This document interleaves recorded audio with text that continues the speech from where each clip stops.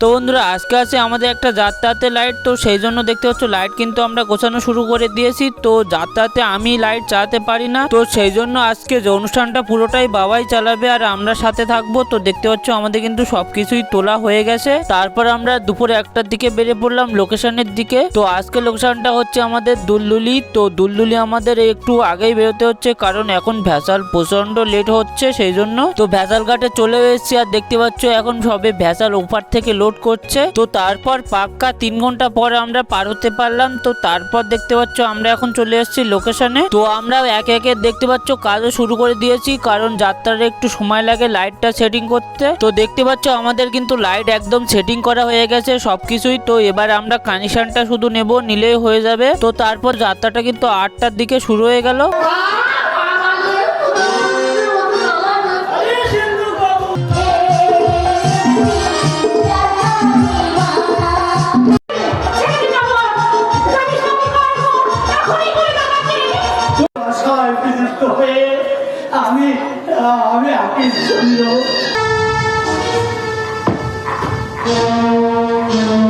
তো তারপর রাত 12টার দিকে অনুষ্ঠানটা শেষ হলো।